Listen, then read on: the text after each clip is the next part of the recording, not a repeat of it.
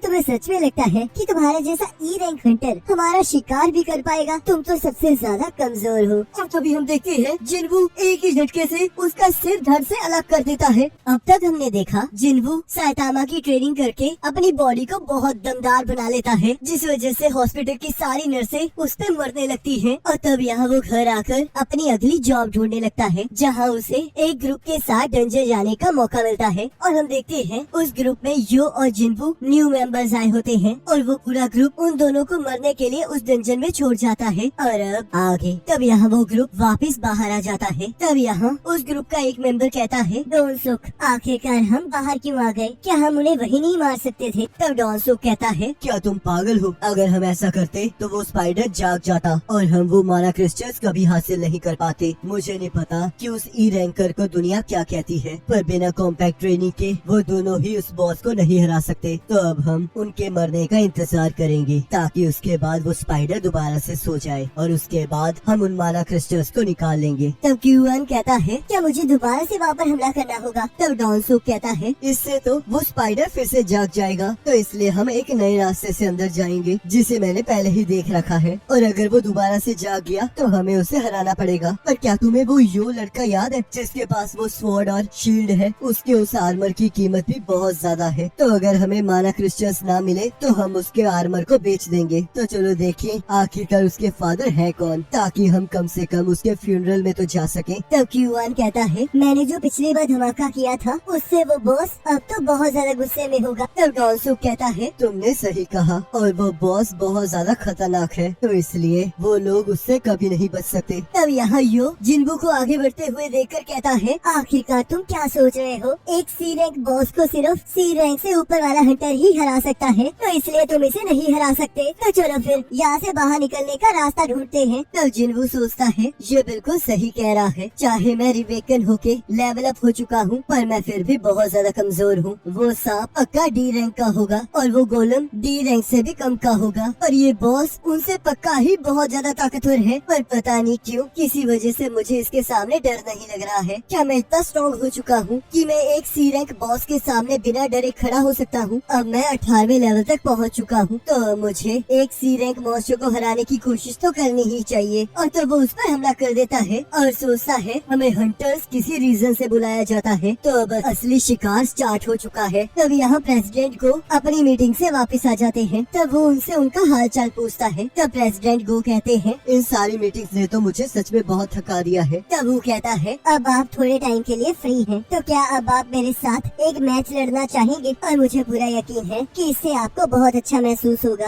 तब प्रेसिडेंट गो कहते हैं, चाहे मैं अब बूढ़ा हो चुका हूँ, पर मैं इस तरह किसी यंगस्टर की रिक्वेस्ट को मना नहीं कर सकता। तब हम यहाँ देखते हैं जिन्वू उस मॉन्स्टर के साथ लड़ रहा होता है और सोचता है, इसकी स्किन तो सच में बहुत मजबूत है और इसके वार में बहुत ज्यादा पावर है। अगर मैंने एक भी गलती की तो मैं मारा जाऊंगा। और तब वो फिर से उससे लड़ना स्टार्ट कर देता है। तब यो कहता है, ये मूवमेंट तो ई रैंक हंटर की तो हो ही नहीं सकती। आखिरकार ये बंदा है कौन? रुको, क्या इसका मतलब ये एक फॉल्स रैंकिंग हंटर है? मैंने इनके बारे में बहुत सारी कहानियाँ सुनी है। बहुत कम ऐसे लोग हैं जो अपने मैजिक को कंट्रोल करके लो रैंक में रजिस्टर करते हैं, और इन्हीं हंटर्स को फॉल्स रैंकर्स कहा जाता है। और इनमें से काफी ऐसे लोग होते हैं जो कि अपने मजे के लिए लोगों को कत्ल भी कर देते हैं। और तब वो जिन्वू को देखकर डर जाता है और सोचता है, आखिरकार मैं यहाँ पर कर क्या रहा हूँ? प्लीज डैड मुझे बचा लो। तब जिन्वू सोचता है, इसकी बाहर की स्किन तो सच में बहुत ज्यादा टफ है और अब तक तो मैं इस पर कुछ ज्यादा डैमेज कर भी नहीं पाया हूँ। अगर ऐसे ही चलता रहा तो मैं और ज्यादा थक जाऊंगा, जिससे मेरी स्पीड ऑटोमेटिकली कम हो जाएगी। तो मुझे अपने डैगर की पावर को यूज करके इसे जल्द से जल्द हराना होगा। और तब वो उसका वीक स्पॉट एनालाइज करके उस पर हमला करने लगता है। और तभी हम देखते हैं वो स्पाइडर उसके ऊपर एसिड फेंकने लगता है और जिन्वू किसी तरह अपने आप को बचा लेता है और सोचता है, अब इसके पास ऐसी एक और ट्रिक है। ये तो सच में बहुत मुश्किल होता जा रहा है और अगर ये ज्यादा देर चला तो मैं टिक नहीं पाऊंगा। मुझे जल्द से जल्द इस तक पहुंचना ही होगा। और तब हम देखते हैं वो अपनी नई स्किल डैश को यूज करने लगता है, जिससे उसकी स्पीड बहुत तेज हो जाती है। और हम देखते हैं वो अपनी फुल स्पीड से उस स्पाइडर पर हमला कर देता है और उस स्पाइडर का सिर बहुत हार्ड होता है, जिससे उस पर कोई फर्क नहीं पड़ता। तब जिन्वू पीछे हटकर सोचता है, अगर एक हमले से कुछ नहीं होगा तो मैं बार बार इस पर हमला करता रहूंगा। और तब वो स्पाइडर पर बार बार हमला करना स्टार्ट कर देता है। तो यो सोचता है, ये तो बहुत ज्यादा फास्ट है, पर क्या इसके पास इतना स्टेमिना है कि ये ज्यादा देर टिक पाए? आखिरकार ये करने की कोशिश कोशिश क्या कर रहा है। और तब जिन्वू अपनी फुल स्पीड से उस स्पाइडर की तरफ बढ़ रहा होता है और तभी हम देखते हैं वो पूरी तरह से थक जाता है, जिस वजह से वो स्लो हो जाता है और वो स्पाइडर उसे दूर फेंक देता है। और तब वो स्पाइडर जैसे ही अपने पंजों से उस पर हमला करता है, हम देखते हैं जिन्वू उसके हमले से बच जाता है और उसकी आंखों पर हमला कर देता है और बार बार उसकी आंखों पर हमला करके अपने डैगर की स्पेशल एबिलिटी से उसे पैरालाइज करना स्टार्ट कर देता है, जिससे कि वो स्पाइडर मर जाता है और जिन्वू का लेवल अप हो जाता है। तब जिन्वू सोचता है शुक्र है मैंने डेली क्वेस्ट के रिवॉर्ड को पहले क्लेम नहीं किया था, जिस वजह से मैं दोबारा से फुल रिकवरी को यूज कर पाया। तब यो सोचता है मुझे यकीन नहीं हो रहा कि इसने अकेले ही इस बॉस को हरा दिया, ये पक्का एक फॉल्स रैंकर है। और तब जिन्वू उस स्पाइडर में से एक मैजिकल आइटम को बाहर निकाल लेता है। तब यहाँ डर के मारे यो कहता है बॉस क्या मैं आपके लिए इस मैजिकल जैम को उठा लूं और साथ ही साथ मैं इस बैग का भी ध्यान रख लूंगा। लीजिए आप थोड़ा पानी पी लीजिए। और तब वो अकेले ही माना क्रिस्टल को तोड़ना स्टार्ट कर देता है। तब जिन्वू सोचता है आखिरकार अब इसे क्या हो गया। और तब हम देखते हैं डॉन सुक का ग्रुप वापस आ जाता है। तब हम यहाँ देखते हैं प्रेसिडेंट गो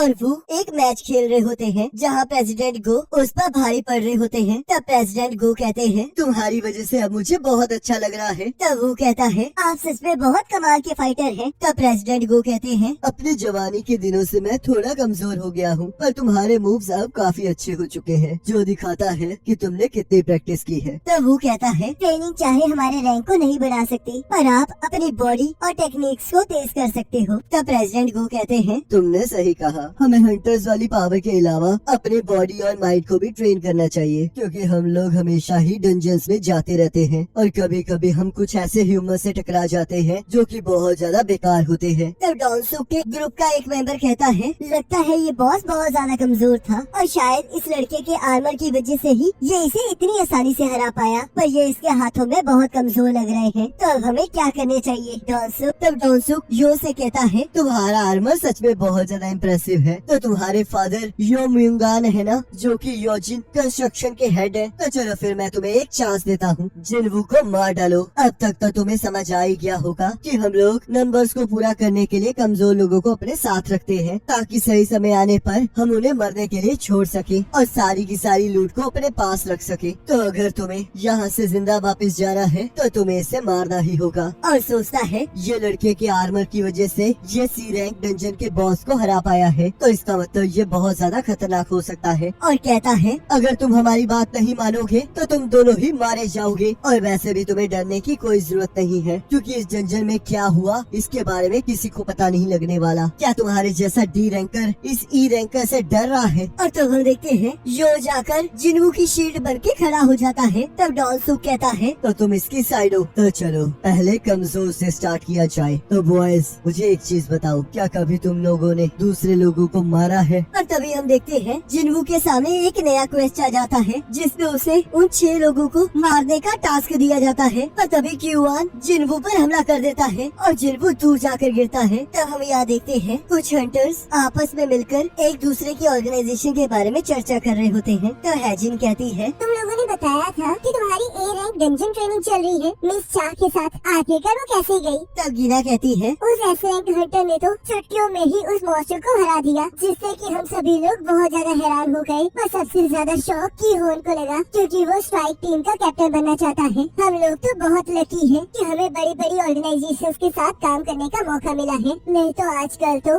एक टीम के बारे में ऐसी रूमर्स आ रही है कि उनके साथ ही कुछ ज्यादा ही मर रहे हैं। तब यहाँ जिन्वू सोचता है आखिरकार मैं कैसे भूल गया कि मैं एक ऐसी दुनिया में रहता हूँ जहाँ पर सिर्फ वही सरवाइव कर सकता है जो कि सिचुएशन के साथ अपने आप को ढाल सके। इस दुनिया में सिर्फ लड़ाई और धोखा ही भरा हुआ है, और अब तो मुझे इन सब की आदत पड़ चुकी है। और आखिरकार ये सिस्टम मुझे उन्हें मारने के लिए कह रहा है। क्या ये किसी वजह से मुझे जिंदा रखना चाहता है? ये कोइंसिडेंस नहीं हो सकता। ये सिस्टम मुझे जिंदा रखना चाहता है, ये चाहता है कि मैं स्ट्रॉन्ग बनूं। और कहता है तो ठीक है, अगर ये सिस्टम मुझे यूज करना चाहता है तो मैं भी इसे यूज करूंगा। मैं तो भूल ही गया था कि इस दुनिया में कमजोरों से हमेशा चीजें छीन ली जाती हैं। तब एक पर्सन कहता है लगता है कमजोर व्यक्ति को सब कुछ समझ आ चुका है। तब जिन्वू कहता है तो इसका मतलब तुम लोग भी ये जानते हो कि ये सारी चीजें कैसे वर्क करती हैं। तो अगर तुम लोग शिकारी हो तो चलो शिकार बनने के लिए तैयार हो जाओ। तब एक पर्सन उसके पास आकर कहता है लगता है तुम्हें यहाँ पर समझ नहीं आ रहा है कि यहाँ पर चल क्या रहा है। क्या तुम्हें सच में लगता है कि तुम्हारा जैसा ई रैंक हंटर हमारा शिकार भी कर पाएगा। तुम तो सबसे ज्यादा कमजोर हो। और तभी हम देखते हैं जिन्वू एक ही झटके से उसका सिर धड़ से अलग कर देता है, जिसे देखकर सभी लोग हैरान हो जाते हैं। तब डॉनसूक सोचता है, चाहे मेरे साथी में बहुत ज्यादा ओवर कॉन्फिडेंस आ गया था, पर वो एक डी रैंक हंटर था, आखिरकार एक ई रैंक हंटर ने उसे मारा कैसे। तब जिन्वू सोचता है, मैं अब चाहे सिस्टम की बात मान रहा हूँ, पर मैंने अभी अभी एक मर्डर किया है, पर अगर मैंने ऐसा ना किया होता तो मेरा दिल धड़कना बंद कर देता, तो मैं पीछे नहीं हट सकता। तो अगर सिर्फ ताकतवर ही जीत सकता है तो मैं ताकतवर बन के दिखाऊंगा। और तब दो पर्सन उस पर हमला कर देते हैं और जिन्वू अपनी स्पीड का इस्तेमाल करके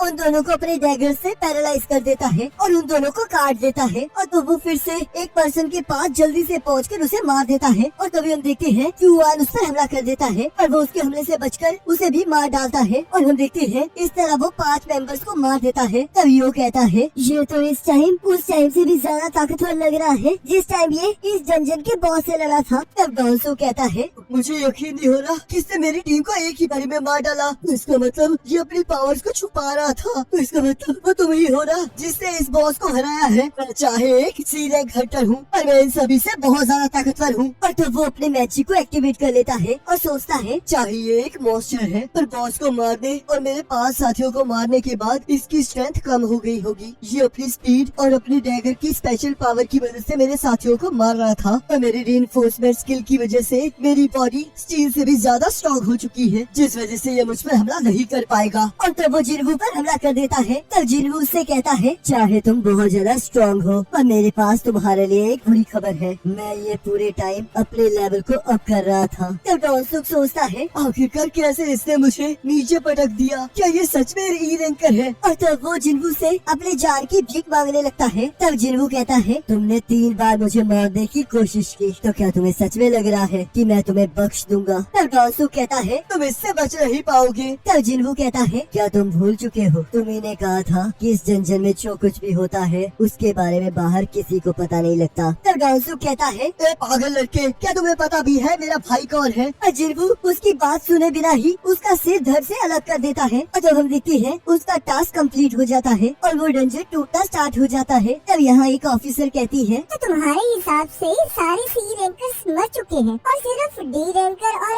ई रैंकर ही बचे हैं। ये तो सच में बहुत अजीब बात है। और तुम्हारा ये आर्मर सच में बहुत ज्यादा ताकतवर है। तो पक्का तुम्ही ने उस मॉन्स्टर को हराया होगा और इस ई रैंक हंटर को तुम्ही ने बचाया है। तो ठीक है, ये केस अभी क्लोज होता है। तब जिन्वू सोचता है, मुझे यकीन नहीं हो रहा कि इस बार मुझे टास्क के रिवॉर्ड में एक नई स्किल मिली है, जिसका नाम मर्डरस इंटेंट स्किल है, जो कि मेरे एनिमीज के अंदर 1 मिनट के लिए एक ऐसा डर पैदा करता है जिससे उनकी सारी एबिलिटीज हाफ हो जाती हैं। तब यो जिन्वू का शुक्रिया अदा करता है और हम देखते हैं बारिश स्टार्ट हो जाती है। तब यो कहता है, क्या सब कुछ ठीक है? तब जिन्वू कहता है, मैं तो बस ये सोच रहा था कि शुक्र है कि मैंने अपनी बहन को अम्ब्रेला दे दिया था। वाइज लिटरली जैसे ही जिन्वू ने उस बंदे का गला काटा ना, मैं तो पूरी तरह से यह शॉक ही हो गया। ये तो सबसे ज्यादा ना अनएक्सपेक्टेड चीज थी। मुझे इतना तो पता लग गया था कि इन सबको उसे मारना ही पड़ेगा, पर ऐसे मारेगा। और इसका बैकग्राउंड म्यूजिक, क्या बैकग्राउंड म्यूजिक है यार। पूरी लड़ाई में इतना मजा आया, क्या कहूँ। अब बस मैं ये सोच रहा हूँ कि 6ठे एपिसोड में इसका ये हाल है तो आगे क्या होगा।